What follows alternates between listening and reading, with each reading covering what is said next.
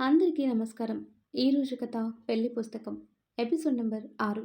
ఈ స్టోరీ మీకు నచ్చితే తప్పకుండా లైక్ చేసి మన ఛానల్ని సబ్స్క్రైబ్ చేసుకోండి. ఇక స్టోరీలోకి వెళ్దాం. ఎప్పుడూ లేనిది మహేంద్ర అంత కోపంగా మాట్లాడేసరికి ప్రియాకి ఏడుపు ఆగలేదు. ఫోన్ పక్కన పెట్టి ఏడుస్తూ చేతులతో తలని దాచుకుంది. ఎందుకు బావా అంత కోపంగా మాట్లాడావు?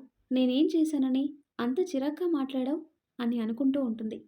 ప్రియా ప్రియా అంటూ లోపలికొచ్చిన అనసూయని చూసి కంట్లో తడి తుడుచుకుంది ప్రియ. అత్తయ్య చెప్పండి అంటుంది. చెప్పండి అంటే తింగరదానా, భోజనం చేయవా? బావొచ్చాక తింటానత్తయ్య, ఇప్పుడు నాకు ఆకలిగా లేదు. వాడెప్పుడొస్తాడో తెలియదు కదా ప్రియా, నువ్వు భోజనం చేసి. బావొచ్చాకే తింటానత్తయ్య అని ప్రియ అనగానే అనసూయ ప్రియ ముఖాన్ని చూసి, ప్రియా ఏమైంది, ఎందుకు అలా ఉన్నావు? ఏముందత్తయ్య, ఏం లేదు అంటుంది. చెప్తావా లేదా అని అనసూయ గట్టిగా అడిగేసరికి, అత్తయ్య ఏం లేదు, బావ ఫోన్లో విసుగ్గా మాట్లాడేసరికి ఏడుపొచ్చింది అంతే. చిన్నదానికి ఎందుకు ఏడవటం? ప్రియా వస్తాడు కదా, అప్పుడు నీ కోపం ఏంటో చూపించి వాడికి బుద్ధి చెప్పు, అంతేకాని ఇలా ఏడవకు. ఏడిస్తే వాడు ఇంకా నిన్నొక ఆట ఆడిస్తాడు అని అనసూయ అనగానే ప్రియ నవ్వాలి అన్న పేరుకి నవ్వి ఊరుకుంది. ఆ తర్వాత కట్ చేస్తే కోపంగా ఫోన్ కట్ చేసిన మహేంద్ర పక్కకి చూశాడు. విండో దగ్గర నిలబడి తనని చూస్తున్న మౌలిని చూసి కోపంగా ఫేస్ పక్కకి తిప్పుకున్నాడు. ఎందుకు నన్ను కొట్టింది? మామూలుగా మాట్లాడినా తప్పేనా? తనలో తానే చాలాసేపు విసుక్కున్నాడు. అంకుల్ అంటూ నవ్వుతూ వచ్చింది బంగారం. ఆ నవ్వు చూసిన మహేంద్రకి అప్పటి వరకున్న కోపం పోయి పెదవులపై సన్నని నవ్వు చేరింది. అంకుల్ భోజనం చేసి వెళ్తారు కదా, అప్పటి వరకు టెర్రస్ పైన ఆడుకుందామా, లేదంటే ఈ గార్డెన్లో ఆడుకుందామా అంటుంది. ఈ ప్లేస్ బాగుంది, ఇక్కడే ఆడుకుందాం అని మహేంద్ర అనగానే బంగారం ఫేస్ మతాబిలా వెలిగిపోయింది. మౌలి చాలాసేపు తనలో తానే బాధపడి ఫేస్ వాష్ చేసుకుని బయటికి వచ్చి వంట చేయటం మొదలుపెట్టింది. మహేంద్రకి చికెన్లో కర్డ్ వేసి అతనికి నచ్చినట్టుగా ఫ్రై చేసింది. అతనికి ఎంతో ఇష్టమైన బొబ్బట్టు కూడా చేసి ఒక బాక్స్లో పెట్టింది. అన్నీ చేసేసరికి మౌలికి చెమట పట్టేసింది. మౌలి అయిందా వంట అంటూ లోపలికొచ్చిన స్వప్న ఫుడ్ ఐటమ్స్ చూసి షాక్ అయింది. హా స్వప్న అయింది అంటూ వెనక్కి తిరిగి, ఏమైందే అలా ఉండిపోయావు అని స్వప్న భుజంపై చేయి వేసి అడిగింది. ఇదేంటి ఇన్ని రకాలు వండావు? చికెన్ బిర్యానీ అన్నావు, మరి ఈ కొబ్బరి పచ్చడి, పచ్చిక కర్రీ, సాంబార్, పప్పు, పొటాటో ఫ్రై ఇవన్నీ ఎందుకే? స్వప్నకి తెలియదు కదా అవన్నీ మహేంద్రకి ఇష్టమని. సార్ ఏం తింటారో తెలియదు కదే, అందుకే ఇన్ని చేశాను అంటూ సమాధానమిచ్చింది మౌలి. అవును నిజమే అంటుంది స్వప్న. సరే స్వప్న, నేను ఫ్రెష్ అయ్యి వస్తాను. నువ్వు ఇవన్నీ డైనింగ్ టేబుల్ మీద సర్ది సార్ని మూర్తిని పిలువు. సరే మౌలి అని స్వప్న పిలవటానికి వెళ్ళగానే ఈలోపు మౌలి ఫ్రెష్ అయ్యి ఎప్పటిలానే నార్మల్గా రెడీ అయ్యి బయటికి వచ్చింది. అంకుల్ పదండి, అమ్మ చాలా వంటలు చేసినట్టుంది, వాసన బాగా వస్తుంది కదా అంటుంది బంగారం. అవును కానీ నాకు ఆకలిగా లేదుమా అంటాడు మహేంద్ర. ఎందుకు అంకుల్? ఇంటికి వెళ్ళాక తింటాను, మా ఇంట్లో అందరూ నా కోసం వెయిట్ చేస్తారు.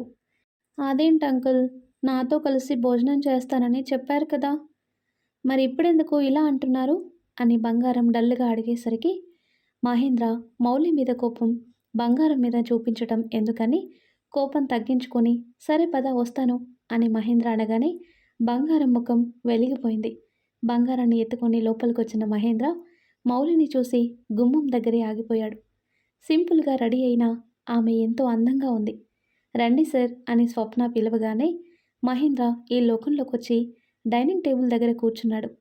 కామ్గా అందరికీ వడ్డిస్తూ మహేంద్ర దగ్గరికి వచ్చింది. అతను అడగకపోయినా అతనికిష్టమైన బిర్యానీ, చికెన్ ఫ్రై వేసింది. తింటూ తింటూ మధ్యలో థమ్సప్ తాగటం అలవాటు మహేంద్రకి. బాటిల్ తెచ్చి గ్లాస్లో డ్రింక్ వేసి పెట్టింది. స్వప్న మూర్తి ఇద్దరూ ఆశ్చర్యంగా చూశారు. ఇదేంటి సార్ అది కావాలని అడగలేదు, కానీ మౌలి ఏంటి గబగబా సార్కి ఇష్టమైనది తెలిసినట్టు అలా వడ్డించింది అనుకుంది స్వప్న. మూర్తి షాక్ అయినా అంతలోనే మౌలి మహేంద్ర వైఫ్ అని గుర్తుకు రాగానే నవ్వుకొని భోజనం చేశాడు. అమ్మా ఏంటి బంగారం, నాకెందుకు వేయలేదు డ్రింక్?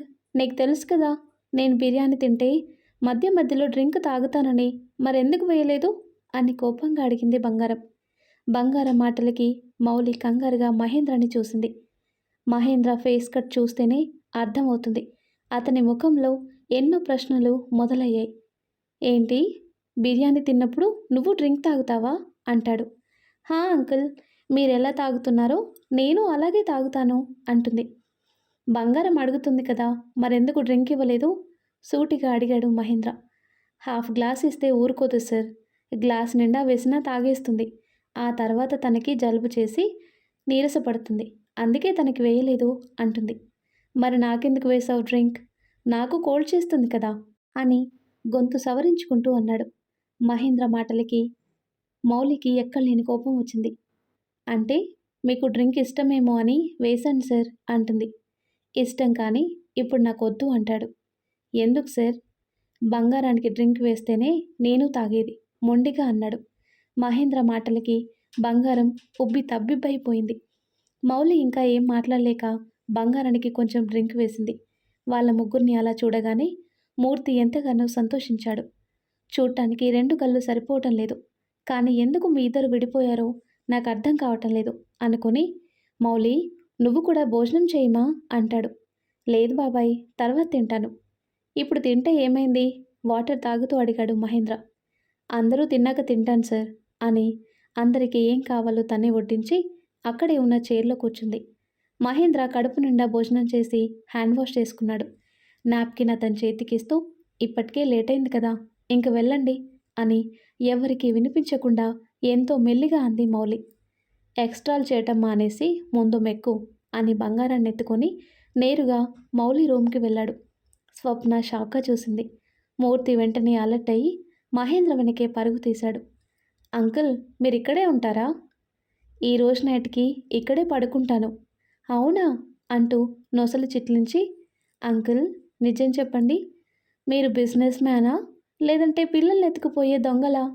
ముక్కుసూటిగా భయం లేకుండా అడిగిన బంగారం మాటకి మహేంద్ర షాక్గా చూశాడు. మూర్తికైతే నవ్వాగలేదు. ఎక్కడ నవ్వితే మహేంద్ర తన మీద అరుస్తాడని భయం వేసి కామ్గా చూశాడు. అదేంటి అంత మాట అనేసావు అంటాడు మహేంద్ర. మరి ఇంతకు ముందు మా ఇంటి దగ్గర ఇష్టం లేనట్టు ఫేస్ పెట్టారు. మరి ఇప్పుడెలా మా ఇంట్లో పడుకుంటానంటున్నారు అంటుంది. అంటే అది అంటూ చిన్ దగ్గర రబ్ చేసుకుంటూ, పైకి కనిపించటం లేదు కానీ బుడ్డదానికి చాలా తెలివితేటలున్నాయి అనుకొని, అంటే నువ్వు నాకు బాగా నచ్చావు తల్లి. పైగా ఇప్పటికే చాలా లేట్ అయింది. ఇక్కడ రెస్ట్ తీసుకొని పొద్దున్న ఇంటికి వెళ్దామని అంటాడు. ఆహా, అవునా? 2 కళ్ళు గుండ్రంగా తిప్పుతూ అంది. అవును. ఏ ఇక్కడ ఉండటం నీకు ఇష్టం లేదా? చెప్పు, వెళ్ళిపోతాను. ఇంతేనా నువ్వు ఫ్రెండ్షిప్కి ఇచ్చే వాల్యూ? అమాయకంగా అన్నాడు. మహేంద్ర మాటలకి మూర్తి అవాక్కై చూశాడు. మామూలు క్రిమినల్ మైండ్ కాదు సార్ మీది. అందుకే మీకు తగ్గ కూతురు పుట్టింది. పర్లేదు, సరిపోయారు ఇద్దరికిద్దరు అనుకున్నాడు. అదేంటి అంకుల్ అంత మాట అన్నారు? మీరు నాకు బాగా నచ్చారు. నా బెస్ట్ ఫ్రెండ్ మీరే కదా, మరెందుకు వాల్యూ అంటూ సెంటిమెంట్ డైలాగ్స్ కొడుతున్నారు? హో, ఇలాంటి డైలాగ్స్ కొడితే నేను బ్రతిమలాడతానన్నా? నేనేం బ్రతిమలాడను. ఇష్టం ఉంటే పడుకోండి, లేకపోతే లేదు. బంగారం మాటలకి ఈసారి మన మహేంద్రకి మాటలు కరువయ్యాయి. 2 గుడ్లు బయటపెట్టి కోపంగా చూశాడు. ఆ టైంలో మహేంద్ర ఫేస్ చూసి కిలకిల నవ్వింది బంగారం. అయ్యో అంకుల్, నేనేదో సరదాగా అన్నాను. మీ ఫేస్ ఏంటి అలా ఉంది అని తెగ నవ్వుతూ మహేంద్రని హత్తుకొని, సారీ అంకుల్, నేనేదో సరదాగా అన్నాను, కావాలని కాదు అంటూ మహేంద్రని వదిలి 2 చేతులు కట్టుకొని బుద్ధిగా 2 చెవులు పట్టుకొని సారీ అన్నట్టు చూసింది. నిజంగానే సారీ చెప్తున్నావా అంటాడు. హా, అబద్ధంగా కూడా సారీ చెప్తారా ఏంటి? దబాయిస్తూ అడిగింది. అంతే, ఒక్క ఉదుటున బంగారాన్ని గుండెలకి హత్తుకొని బెడ్ మీద వాలి నవ్వుతూ కబుర్లు చెప్పాడు. అతని గుండెలపై పడుకున్న బంగారం మాహీకి స్కూల్లో జరిగిన విషయాలు చెబుతూ యాక్ట్ చేస్తూ మరీ చూపించింది. ఇదంతా చూస్తున్న మూర్తి తనలో తానే నవ్వుకొని బయటికొచ్చాడు. సార్ పాపతో చాలా సంతోషంగా ఉన్నారు. కానీ ప్రియా మేడం పరిస్థితి? మూర్తి అలా తనలో తాను అనుకున్నాడో లేదో ఇంతలో మన ప్రియ దగ్గర నుంచి ఫోన్ వచ్చింది. అప్పుడే కిచెన్ రూమ్ నుంచి బయటికి వచ్చిన మౌలి టేబుల్ మీద ఫోన్ రింగ్ అవ్వటం చూసి ప్రియా ఫోటో చూసింది. పెద్ద పెద్ద కళ్ళతో చిరునవ్వుతో ఎంతో అందంగా ఉంది. మౌలిని చూసిన మూర్తి బాధపడుతూ, తానే మహేంద్ర వైఫ్ అమ్మా అంటాడు. తెలుసు బాబాయ్, బాగుంది కదా అంది మౌలి. ఎందుకలా అందో తనకే తెలీదు. బాధపడుతున్నావా తల్లి? అంటాడు మూర్తి. లేదు బాబాయ్, చాలా సంతోషంగా ఉంది. చెప్పాలంటే ఆయనకంటూ ఒక తోడు ఉంది. పాత జీవితాన్ని వదిలేసి కొత్త జీవితం మొదలుపెట్టారు కదా! అంతకుమించి సంతోషం ఏముంటుంది బాబాయ్ అని నవ్వుతూ అంది మౌలి. సార్‌కి గతం గుర్తులేక చేసుకొనుంటారమ్మా. లేకపోతే ఎందుకు చేసుకుంటారు? అంటాడు మూర్తి. గతం ఏదైనా ఇప్పుడున్న పరిస్థితుల్లో ఆయన సంతోషంగా ఉంటే చాలు బాబాయ్ అంటూ డైనింగ్ టేబుల్ దగ్గర ప్లేట్ తీసుకుని తనకి భోజనం పెట్టుకుంది. మూర్తికి అర్థమైంది మౌలి మహేంద్రకి దూరంగా ఉండాలని అనుకుంటుంది అని. ఇంకా విషయాన్ని లాగకుండా మహేంద్ర ఫోన్ తీసుకుని బంగారం రూమ్‌కి వెళ్ళాడు. అవునా అంకుల్ అంటూ మహేంద్ర చెప్తున్న మాటలు వింటూ డోర్ దగ్గర నిలబడిన మూర్తిని చూసి, మీరేంటి తాతయ్య అక్కడే నిలబడిపోయారు, రండి లోపలికి అన్న బంగారం మాటలకి మహేంద్ర తల తిప్పి చూశాడు. ఏంటి Murthy? Priya madam call sir. సరే ఫోన్ సైలెంట్లో పెట్టు అని చెప్పి బంగారంతో మాటలు కలిపాడు. ఉసూరుమని బయటకు వచ్చిన మూర్తికి బాగా అర్థమైంది మహేంద్రకి ప్రియతో మాట్లాడే ఇంట్రెస్ట్ లేదు అని. అక్కడే ఉన్న సోఫాలో కూర్చొని తలని వెనక్కి వాల్చాడు. బాబాయ్ లోపల పడుకోండి, గెస్ట్ రూమ్ ఉంది. పర్లేదు మా, నాకు ఇక్కడే బాగుంది అని మౌలి ఎంత చెప్తున్నా వినకుండా మూర్తి సోఫాలోనే పడుకున్నాడు. స్వప్న కిచెన్ రూమ్ క్లీన్ చేయటం చూసి మౌలి భోజనం ప్లేట్ తీసుకుని బంగారం రూమ్కి వచ్చింది. మహి బంగారం నిద్రపోవటం చూసి టెర్రస్ పైకి వచ్చింది. ఎందుకు వద్దు అనుకున్న బంధం మళ్ళీ నన్ను వెంటాడుతుంది అనుకుని భోజనం కలుపుతూ ఆకాశంలో ఉన్న చందమామని చూసి నోట్లో ముద్ద పెట్టుకునే లోపే ఇంతలో మహేంద్ర వచ్చి ఆ ప్లేట్ క్షణకాలంలో లాక్కున్నాడు. ఊహించని చర్యకి మౌలి షాక్గా చూసింది. సార్ ఏం చేస్తున్నారు అంటుంది. ఆకలిగా అనిపించింది, ఆకలి తీర్చుతావేమో అని వచ్చాను అన్న మహేంద్ర మాటలకి ఎక్కడలేని కోపం వచ్చింది మౌలికి. పిచ్చి పిచ్చిగా మాట్లాడారంటే బాగోదు సార్ అంటుంది. ఎందుకు బాగోదు? చూడండి, ఆఫీస్లో జాయిన్ అయిన దగ్గర నుంచి నిన్ను చూస్తూనే ఉన్నానుగా, మళ్ళీ చూడండి అంటావేంటి? ఎక్కడ చూడని చెప్పు చూస్తాను అని చూపులతోనే ఆమె బాడీని స్కాన్ చేశాడు మహేంద్ర. సార్ ఎవరైనా చూస్తే బాగోదు, ముందు మీరు ఇక్కడి నుంచి వెళ్ళండి అంటుంది. అంటే ఎవరూ చూడకపోతే ఓకేనా అని కన్ను కొడుతూ అన్నాడు. అసలు మీకేం కావాలి? ఓపిక నశించి అడిగింది మౌలి. నాకు నీ శరీరం కావాలి అని సిగ్గు లేకుండా చెప్పాడు మహి. చెప్పాను కదా సార్, జరగని పనని అని కోపంగా అంది.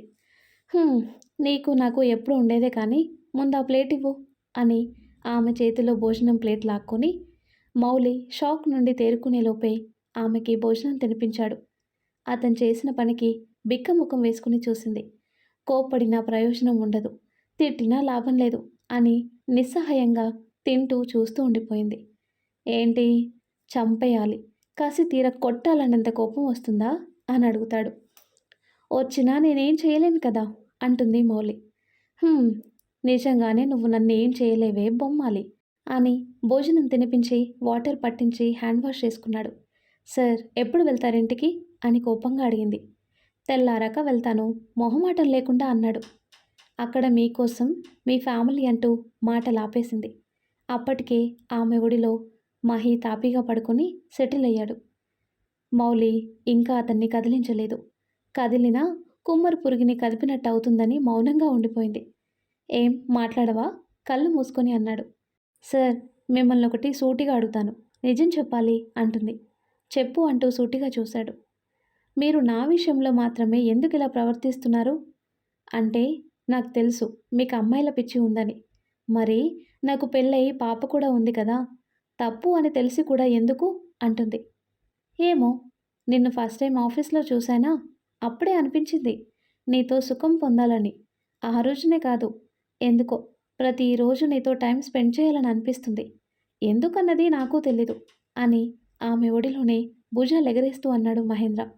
అతని జవాబు ఎప్పటిలానే ఉందని నిట్టూర్చి ఆలోచిస్తూ అతని తల నిమిరింది. మౌలి చేతిలో ఏ మంత్రం ఉందో తెలియదు కానీ కాసేపటికి అతను నిద్రలోకి జారుకున్నాడు. ఇంతలో పైకి వచ్చి జరిగిందంతా చూసి మౌలి ఎదురుగా నిలబడింది స్వప్న. స్వప్న అంటూ 2 కళ్ళు పెద్దవి చేసింది మౌలి. నీతో మాట్లాడాలి అంటూ చూసింది. మౌలికి అర్థమైంది స్వప్నకి అనుమానం వచ్చిందని. నిజం ఎంతకాలం దాగుతుంది? ఎప్పటికైనా చెప్పాలి కదా అనుకొని, మాట్లాడు స్వప్న అంటుంది. ఎవరు నువ్వు? మహేంద్ర సార్‌కి నీకు సంబంధం ఏంటి? కిచెన్ రూమ్‌లో సార్‌ని ఎందుకు కొట్టావు? ఒకటి కాదు, తనకొచ్చిన అనుమానాలన్నీ ప్రశ్నల రూపంలో బయటపెట్టింది స్వప్న. మౌలి మహేంద్రని చూసింది. గాఢంగా నిద్రపోతున్నాడని అతని ఊపిరి చెప్పకనే చెబుతుంది. మహేంద్ర నా భర్త స్వప్న అంటుంది. ఏంటి? నాకు సరిగ్గా వినిపించలేదు అంది షాక్తో. తను విన్నది నిజమా అబద్ధమా అని తన మీద తనకే అనుమానం వచ్చింది. మహేంద్ర సార్ నా భర్త. ఈసారి మౌలి గొంతు సన్నగా వణికింది. అప్పటికే స్వప్న షాక్తో కుప్పకూలి కింద కూర్చుంది. పడుకున్న మూర్తికి నిద్ర పట్టక టెర్రస్ పైకొచ్చి జరిగింది చూశాడు. అసలు మహేంద్ర మౌలిల ప్రేమ కథ ఏంటో తెలుసుకుందాం కదా అని మౌలి పక్కనున్న వాటర్ బాటిల్ తీసుకొని స్వప్నకిచ్చాడు. బాటిల్ ఖాళీ చేసి హేయ్ ఏమంటున్నావే నమ్మలేక అడిగింది. మౌలి చెప్పింది నిజమేమా అని మెల్లగా అన్నాడు మూర్తి. మౌలి సార్ నీ హస్బెండ్ అయితే మరి నువ్వు సార్ అంటూ ఆగిపోయింది. ఇప్పుడైనా నిజం చెప్పు మౌలి, అసలు నువ్వు సార్ ఎందుకు విడిపోయారు అని అడుగుతాడు మూర్తి. అనసూయ గారి వల్ల అని గతం తలుచుకుంటూ అంది. ఆ మాటకి షాక్ తగలటం మూర్తి వంతైంది. మౌలి ఏంటి నువ్వు అనేది? అనసూయ గారి వల్ల? ఆవిడ చాలా మంచిదమ్మా అంటాడు. నేను మంచిదాన్నే బాబాయ్, ఇక్కడ ఉన్న అందరూ మంచివాళ్ళే, కానీ ఎవరి మనసులో ఏముందో తెలియదు కదా. నేను అలానే గుడ్డిగా నమ్మి ఆ ఇంట్లో అందరూ నా వాళ్ళని అనుకున్నాను. కానీ రాను రాను అర్థమైంది అందరికీ నేను పరాయిదాన్నని అంటుంది మౌలి. అనసూయ గారా మీరు విడిపోవటానికి కారణం? ఈ విషయం సార్కి తెలీదు అని మహేంద్ర తల నిమురుతూ అంది. అసలు ఏం జరిగిందమ్మా? అసలు ఎలా నువ్వు సార్ కలుసుకున్నారు? మాది ఒక మధ్యతరగతి కుటుంబం బాబాయ్. చదువు పూర్తి చేసుకుని జాబ్ కోసమని సిటీకి వచ్చాను. ఒక ఆఫీస్లో జాబ్ చేసేదాన్ని. ఆ ఆఫీస్ మహేంద్ర సార్ వాళ్ళదే. వారానికి ఒకసారి వచ్చి ఆఫీస్లో అన్నీ చూసుకునేవారు. అలా నన్ను చూడటం మొదలుపెట్టారు. వారానికి ఒకసారి వచ్చేవారు, కాస్త డైలీ ఆఫీస్కి వచ్చేవారు అంటూ తన కథ చెప్పటం మొదలుపెట్టింది. కట్ చేస్తే ఆ కథలోకి మనము వెళ్దాం. హా అమ్మా, ఇక్కడంతా బాగానే ఉంది. నువ్వు నా కోసం భయపడకు, నాన్నని అడిగానని చెప్పు. ఇంకా నా ఆఫీస్కి టైం అవుతుంది అని అమ్మతో కాసేపు ఫోన్ మాట్లాడి కట్ చేసి హడావిడిగా రెడీ అయి బయటకు వచ్చింది. ఏ మెంటల్ దానా, ఏంటి ఇంత లేటు? సారీరా బాబు, కాస్త లేటుగా లేచాను, కోపం తెచ్చుకోకు అంటూ సంతోష్ కారెక్కింది. సంతోష్ మహిరా ఇద్దరు క్లోజ్ ఫ్రెండ్స్. ఈ సాకులకేం తక్కువ లేదు. కడుపులో ఏమన్నా గడ్డి వేశావా లేదా? రేయ్, నీకు ఈ మధ్యన బాగా ఎక్కువ అవుతుంది, ముందు పోనీ ఆఫీస్కి అంటూ సంతోష్ ఎదురుగా బాక్స్ పెట్టి పులిహోర నీకు ఇష్టమని చేశాను అంటుంది. వావ్, చాలా థ్యాంక్స్నే బాబు, ఇంకా నిన్నే అడుగుదాం అనుకున్నాను, బాగానే చేసి పెట్టావు. థ్యాంక్స్ ఏం అవసరం లేదు, కానీ ఈవినింగ్ బయటకు వెళ్ళే పనుందిరా, నువ్వు రావాలి. ఎందుకే? షాపింగ్ అన్నావంటే నేను అస్సలు రాను అంటాడు సంతోష్. అబ్బా, షాపింగ్కి కాదురా బాబు. మరి? సీక్రెట్ అంటుంది. ఈ వేషాలకేం తక్కువ లేదు, కొంచెం లేట్ అయినా పర్వాలేదా అంటాడు సంతోష్. ఏ అంత ముఖ్యమైన పనులున్నాయా? హా, మీటింగ్ ఉంది అందుకు. పర్లేదు సంతోష్, ఆఫీస్ వర్క్ చూసుకోనేరా అంటుంది. సరే అని కార్ వేగం పెంచాడు. కాసేపటికి కార్ మాహిరా ఆఫీస్ ముందు ఆగటంతో మౌలిని దింపి బాయ్ అని చెప్పి వెళ్ళాడు సంతోష్. హుషారుగా లోపలికొచ్చిన మౌలి అందరూ భయంగా కంగారుగా ఉండటం చూసి ఏం అర్థం కాక తన సీట్లో కూర్చుంది. ఏమైంది అందరు అలా ఉన్నారు అనుకుని తన వర్క్లో పడింది. కానీ అందరూ ఎందుకు కంగారుగా ఉన్నారని మాహిర మనసు తెలుసుకోవాలని ఆరాటపడింది. రీసెంట్గా పరిచయమైన తన పక్కన ఉన్న ఫ్రెండ్ని అడిగింది, ఎందుకు అలా ఉన్నారు స్టాఫ్ అందరూ అని. ఈరోజు కంపెనీ ప్రెసిడెంట్ గారు వస్తున్నారంట, వర్క్స్ అని చెక్ చేస్తానని చెప్పారు మేనేజర్ అంటూ విషయం చెప్పింది. హో అవునా అంటూ వర్క్ చేయటం మొదలుపెట్టింది మహిర. 5 నిమిషాల వరకు ఎటువంటి గడబిడి లేకపోవడంతో బాగానే వర్క్ చేసింది మహిర. 6 నిమిషానికి మొదలైంది హడావిడి. మేనేజర్, ఆఫీస్ ఎండి అందరూ కింద మీద పడి కాళ్ళు తొక్కుకోవటం, పరుగు లంకించుకొని బయటికి వెళ్ళటం అన్నీ చూస్తూనే ఉంది Mahira. Good morning sir. Morning అని నవ్వుతూ విష్ చేశాడు మహేంద్ర. Welcome sir. ఈ వెల్కమ్లన్నీ తర్వాత. వర్క్ ఎంతవరకు అయింది? ఆముదం తాగిన ఫేస్ ఎక్స్ప్రెషన్ ఇచ్చాడు మహేంద్ర. ఇప్పుడున్న మహేంద్రకి ఈ మహేంద్రకి చాలా చేంజ్ ఉందనే చెప్పాలి. హా సార్, పూర్తయింది. మీటింగ్ ఉంది 11కి. అప్పటి వరకు ఆఫీస్లో ఉంటారా సార్? నోటి దురద ఎక్కువై అన్నాడు మేనేజర్. నేను ఆఫీస్లో ఉంటాను. నువ్వు రిజైన్ లెటర్ తీసుకొని ఇంటికి వెళ్తావు. అర్థమైందా? లోపలికి వెళుతూ అన్నాడు. మహేంద్ర మాటలకి మేనేజర్ గుండె పగిలింది. బేలగా ముఖం వేసుకుని ఎండీ వైపు చూశాడు. నీకెందుకయ్యా బాబు అంత నోటి దురద? ఆయన అసలే వర్క్ విషయంలో కోపిష్టి. పైగా ఎప్పుడుంటాడో తెలీదు. ఆయనతో మాట్లాడటానికి నేనే భయపడతాను. నువ్వేకంగా ఆఫీస్లో ఉంటారా సార్ అని అడిగావు. ఎప్పుడు చూసిన కుంపటి నెత్తిన పెట్టుకొని వస్తున్నట్టు వస్తాడు ఆఫీస్కి. ఈవినింగ్ వరకు ఫుట్బాల్ ఆడుతూనే ఉంటాడు. ఎందుకైనా మంచిది ఈ వారంలో చూడాల్సిన ఫైల్స్ అన్నీ స్టాఫ్లో ఎవరో ఒకరి చేత చూపించు. నువ్వు మాత్రం పొరపాటున వెళ్ళకు. చంపినా చంపేస్తాడు. అర్థమైందా? అర్థమైంది సార్ అని వినయంగా తలూపుతూ లోపలికి నడిచాడు మేనేజర్. గుడ్ మార్నింగ్ సార్ అని స్టాఫ్ అందరూ విష్ చేసినా లెక్క లేనట్టు తన లోకం తనదే అన్నట్టు నేరుగా తన ఛాంబర్కి వెళ్ళాడు. మహేంద్ర సీరియస్గా వర్క్ స్టార్ట్ చేశాడు. ఇంతలో ఫోన్ రావడంతో లిఫ్ట్ చేశాడు. హలో నాన్న, చెప్పండి. రేయ్, ఇప్పుడే మీ మావయ్య ఫోన్ చేశాడు. వాళ్ళ అమ్మాయి ప్రియాకి చదువు పూర్తయిందంట. నసుగుతూ మాట్లాడుతున్న వర్మగారి మాటలకి మహేంద్ర గొంతు సవరించుకొని, నాన్న, ఏం చెప్పాలనుకుంటున్నారో సూటిగా చెప్పండి అని కోపంగా అన్నాడు. అదే, తనకి సంబంధాలు చూస్తున్నారు. కాకపోతే మీ మామయ్య నిన్ను తన కూతురికిచ్చి పెళ్ళి అని మాట్లాడేలోపే ఏంటి అని గంభీరంగా అన్నాడు. అదే, నీకిచ్చి పెళ్లి చేయమంటున్నారా? ఇలాంటి మాటలు నా దగ్గర మాట్లాడకండి నాన్న. నేను ఆఫీస్లో ఉండగా ఇంకోసారి పెళ్ళి శోభనం అని ఫోన్ చేస్తే ఏం చేస్తానో నాకే తెలీదు అని ఆవేశంగా చెప్పి ఫోన్ కట్ చేసి వర్క్ స్టార్ట్ చేశాడు. గంటలో తన వర్క్ పూర్తి చేసి టైం చూశాడు. ఫైల్స్ అరగంటలో చూసి మరో అరగంటలో మీటింగ్ పూర్తి చేయాలి అనుకొని తన అసిస్టెంట్ చేత కబురు పెట్టాడు. ఫైల్స్ 2 మినిట్స్లో తన ఛాంబర్కి తీసుకురావాలని.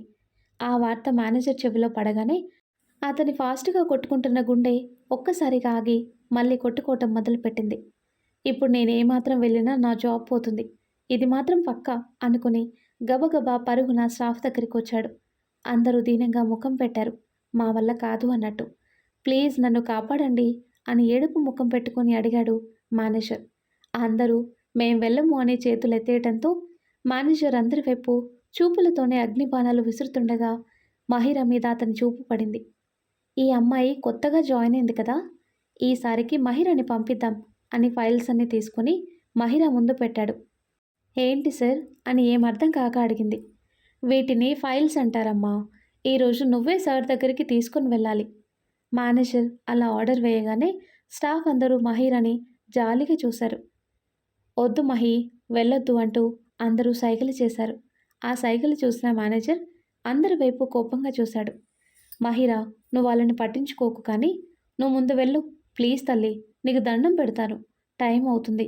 ఏ మాత్రం లేట్ అయినా నా ప్రాణం పోతుంది అని మేనేజర్ కింద మీద పడిపోవటంతో మహిర ఆ ఫైల్స్ అన్ని తీసుకుని మన ప్రెసిడెంట్ గారి ఛాంబర్కి వెళ్ళింది.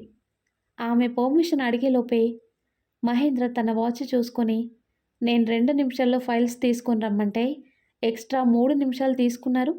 అసలు టైం సెన్స్ అనేది ఉందా అని సీరియస్గా మహిరని చూశాడు. అప్పటికే కోపంలో ఉన్న అతని ముఖం చూసి బిక్కసచ్చిపోయింది. Good morning sir. కంగారులో ఏం చేయాలో తెలియక విష్ చేసి చేతిలో ఉన్న ఫైల్స్ అన్నీ కింద పడేసింది మహిర. ఆమె చేసిన పనికి మహేంద్ర నొసలు చిట్లించి మరీ కోపంగా చూశాడు. ఆ చూపు తట్టుకోలేక గబగబా ఫైల్స్ అన్నీ తీసి ముందుకొచ్చి టేబుల్ మీద పెట్టే హడావిడిలో మహిర చేయి తగిలి వాటర్ గ్లాస్ మహేంద్ర ఒడిలో పడటం, టేబుల్ మీద ల్యాప్టాప్ కింద పడటం అన్ని టకటకా జరిగిపోయాయి. సార్, ఫైల్స్ చెక్ చేయండి అంటూ తను చేసిన పెంటేంటో తెలియక అడిగింది మహిర. కానీ అప్పటికే మహేంద్ర ఫేస్ అంతా నల్లగా మాడిపోయింది.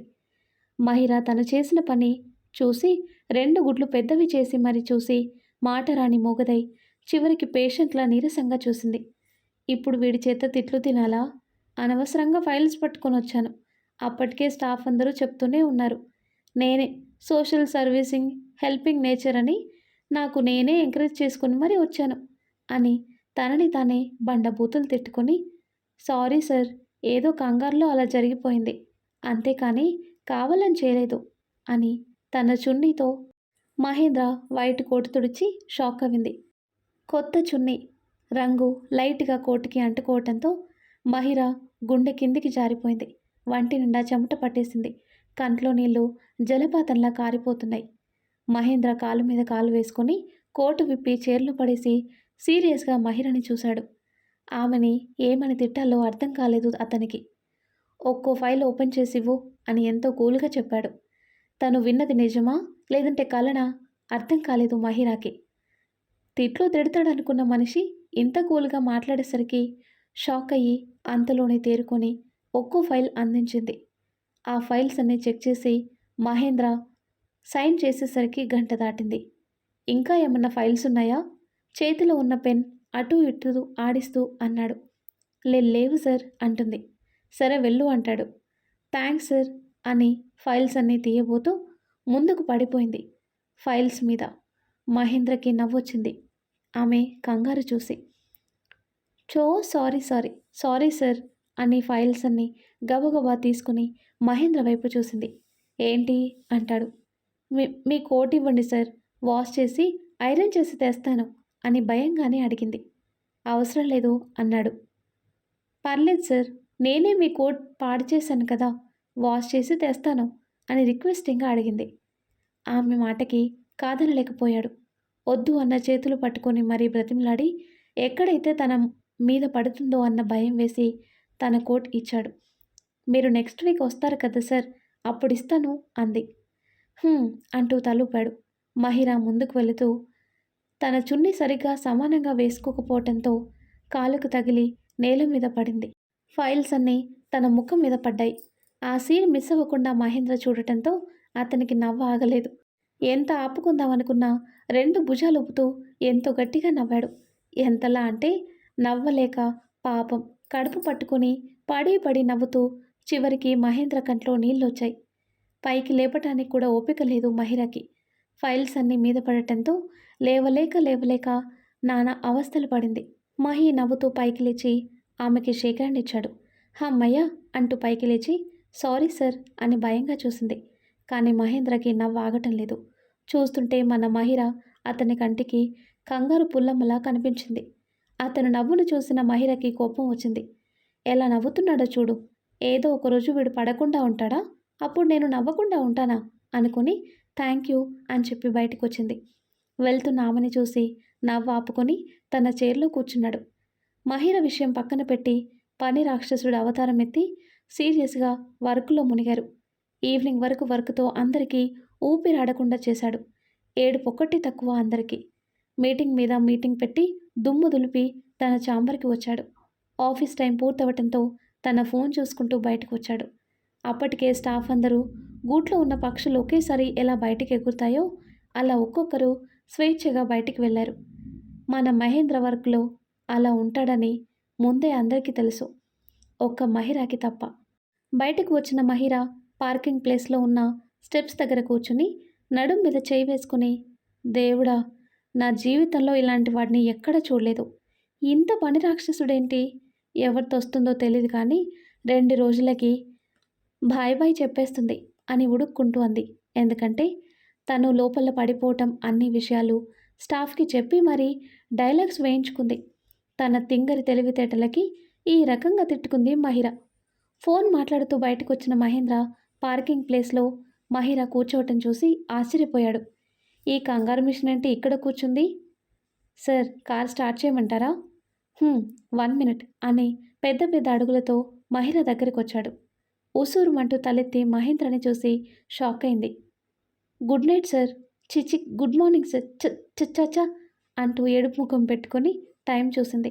6 అవటంతో సారీ సార్, గుడ్ ఈవినింగ్ అంటూ గుటకలు మింగుతూ చెప్పింది. అప్పటికి ఆమె చెప్పిన విధానం చూసి లోపలే నవ్వుకున్నాడు మహేంద్ర. నువ్వేంటి ఇక్కడ, ఆఫీస్ టైం అయిపోయింది కదా, అందరూ వెళ్ళిపోయారు, నువ్వు ఇక్కడేం చేస్తున్నావు అని చుట్టూ చూస్తూ అడిగాడు. ఒకవేళ మహిరని ఎవరైనా ఇబ్బంది పెడుతున్నారేమో అని. అదేం లేదు సార్, చెప్పు తెగిపోయిందని ఇక్కడ కూర్చున్నాను అంది. ఆమె మాటలకి మహేంద్ర ఆమె చెప్పుల్ని చూశాడు. నిజంగానే తెగిపోయింది. ఎక్కడైతే మహేంద్ర ముందు మళ్ళీ పడిపోతుందేమో అని భయం వేసి ఇంకా వెళ్తాను సార్ అంటుంది. అన్నాడు తదేకంగా ఆమెని చూస్తూ. బాయ్ సార్ అని చెప్పి ముందుకు అడుగు వేసింది. మెట్టు జారి కింద పడింది మహిర. తప్పు మహిరాదే. మెట్టు మధ్యలో అడుగు వేయకుండా చివరను వేయటంతో కాలు వెనక్కి ముందుకు పడిపోయింది. మహేంద్ర కంగారుగా చూశాడు.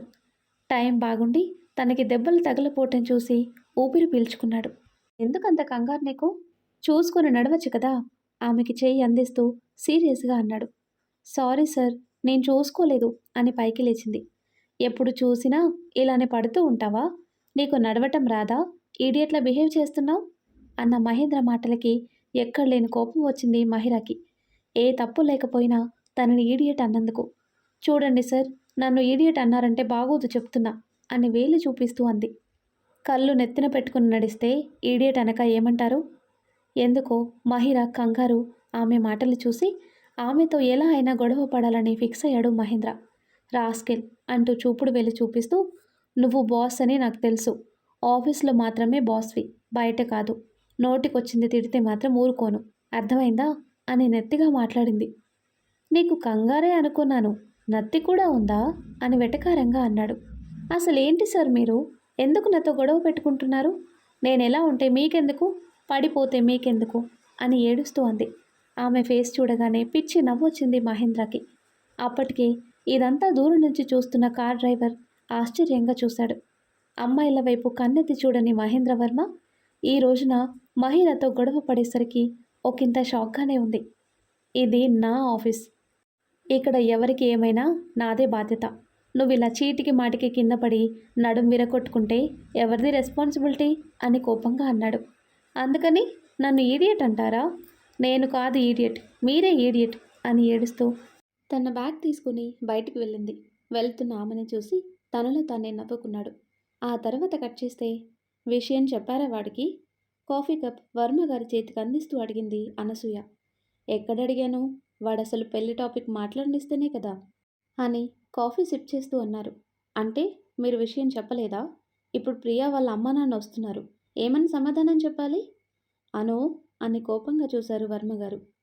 మరి మీరు చెప్తారనే కదా నేను వాళ్ళని రమ్మని పిలిచాను, లేదంటే ఎందుకు పిలుస్తాను అని ఉక్రోషంగా అంది. అది కాదే, ఇష్టం లేని పెళ్లి చేసి వాడి జీవితాన్ని నాశనం చేస్తావా? ఇష్టం లేని పెళ్ళి నేనెందుకు చేస్తానండి?